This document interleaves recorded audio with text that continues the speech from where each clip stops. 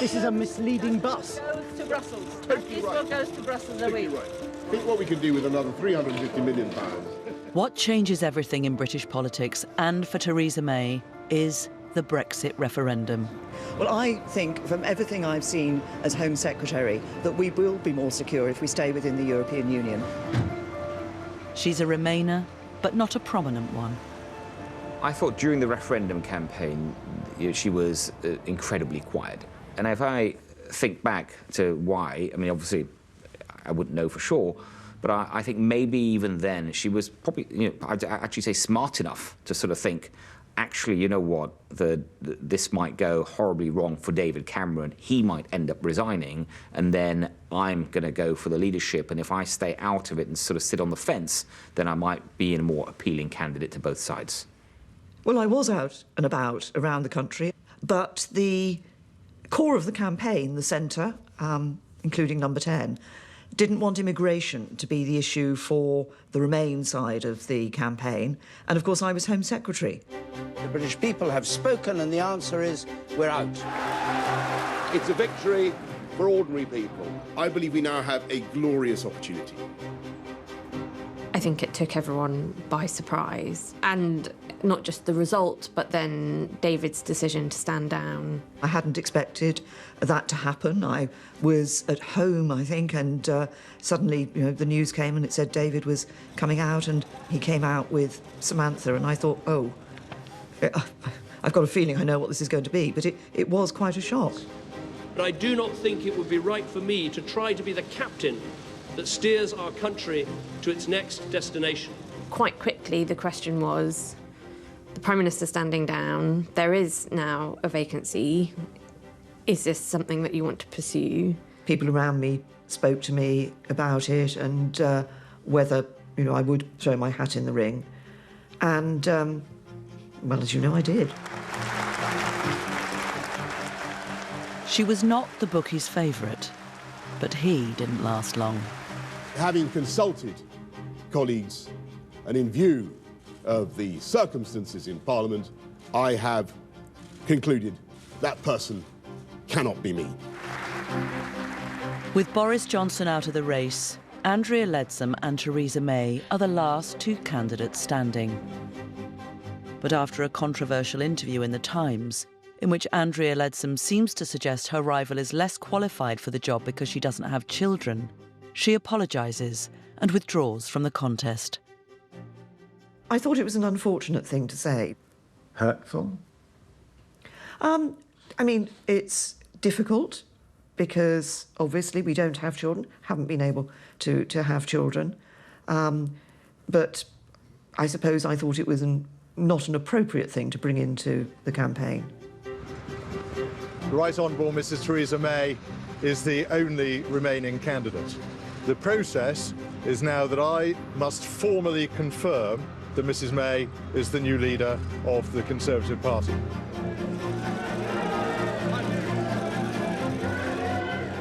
So the tradition is that the Prime Minister goes through the famous door and walks down the corridor, clapped in by all the staff. Then you end up in the cabinet room, which is at the end of that corridor. And there was definitely that moment of what next? And no one really knew quite what to say. But is there a bit of you thinking, my God, how did this happen? I wasn't expecting this, and it's almost accidental that it's happened? Well, I'd put myself up for the leadership. I'd had to give thought to whether I really felt it was right for me to do that. The decisions that we take around this table affect people's day-to-day lives, and we have the challenge of Brexit, and Brexit does... From the start of her time in Number 10, the shadow of Brexit looms. But we won't be a government that's defined just by Brexit. As a Remainer, the Prime Minister is careful to include prominent Brexiteers in her cabinet. What were the particular qualities that the Foreign Secretary brought to the job? Well, he'd led the Brexit campaign. I think it was important that he had a key role within the cabinet and was sitting around that table. In a way, Theresa May was left holding the baby, and Boris Johnson, who was the real champion, of the Brexit campaign was not going to lead us into delivering it. She'd become leader of the party without really a contest, and so she felt the need to reassure Brexiteers that she could be trusted to deliver on this issue. And that, I think, probably led her to lean rhetorically maybe a bit too far in that direction.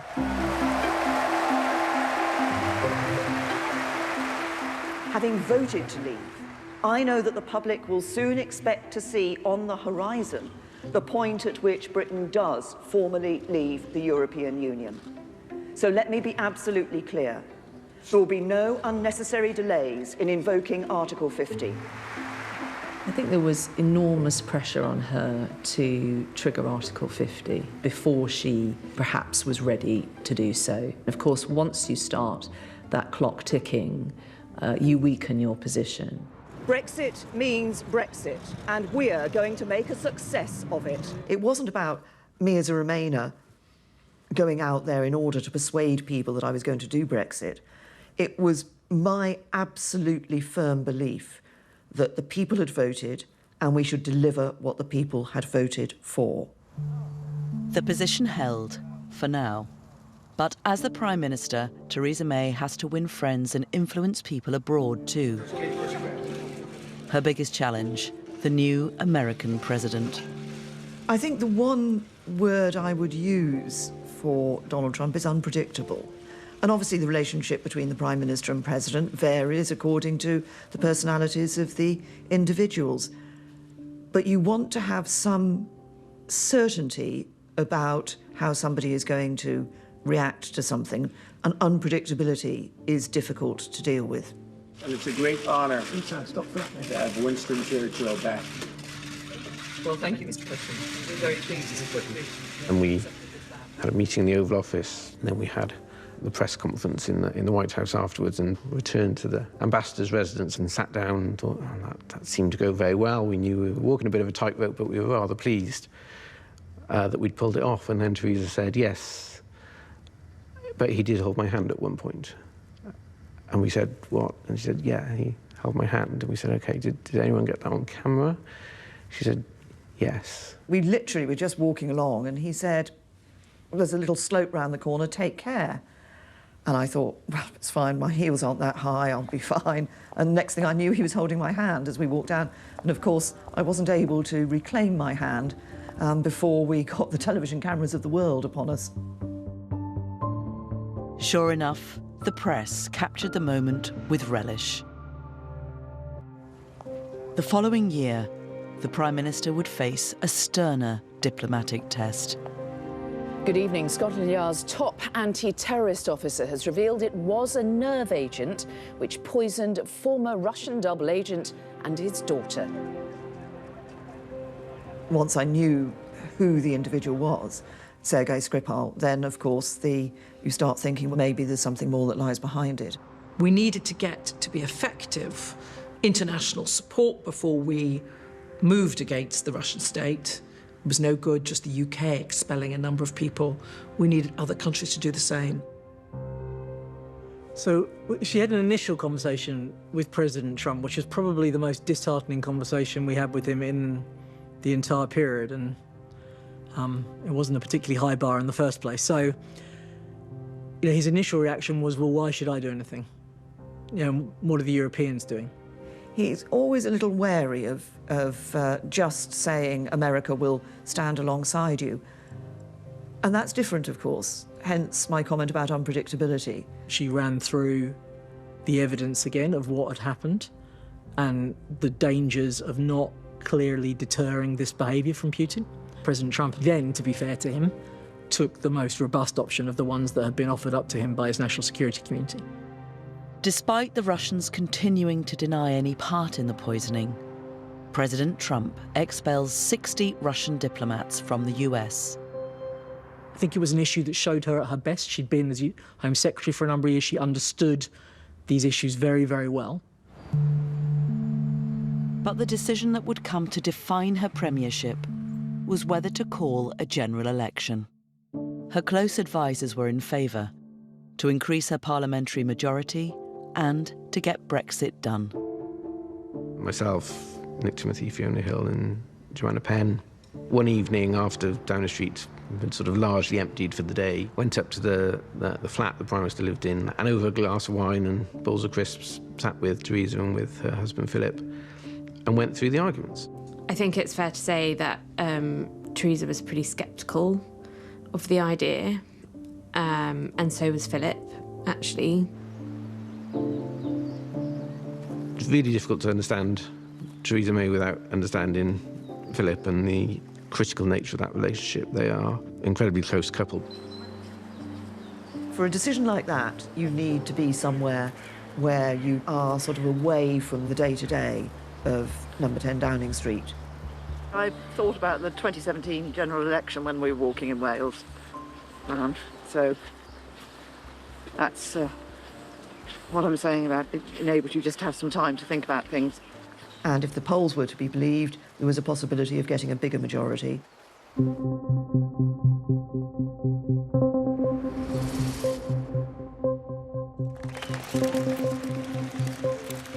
And the choice is between 5 years of strong and stable leadership, strong and stable leadership, strong and stable leadership to take us through Brexit and beyond. I made some mistakes during the election campaign. I'm not sure that phrase was one of those. I think it was there to draw a contrast with Jeremy Corbyn, who was the then leader of the Labour Party. Oh, the entire campaign was a total disaster. From day one, she and her team around her decided early on that it's going to be a sort of presidential-style campaign. It's all about Theresa May, not about the Conservatives, but about Theresa May. It seems to me that prime ministers are either good at campaigning or at governing. The one that came after her was a very good campaigner and a hopeless governor. And from her point of view, and from our point of view, unfortunately, her campaigning was not her strong point. And a vote for any other party would be a vote for a weak and failing Jeremy Corbyn.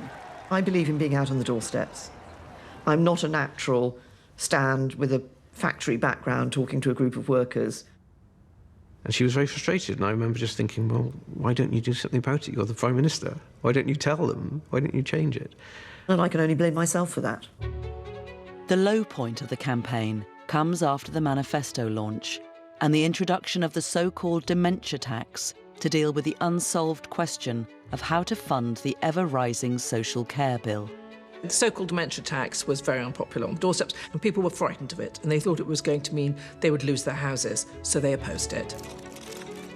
After a hostile press response, Theresa May is forced into a U-turn. But to make things worse, she then denies she's made one. Nothing has changed. Nothing has changed. We are offering a long-term solution for the sustainability of social care for the future. And I think that drove a coach and horses through her brand, really. She was somebody who was seen until that point as quite sort of authentic and honest and all those things.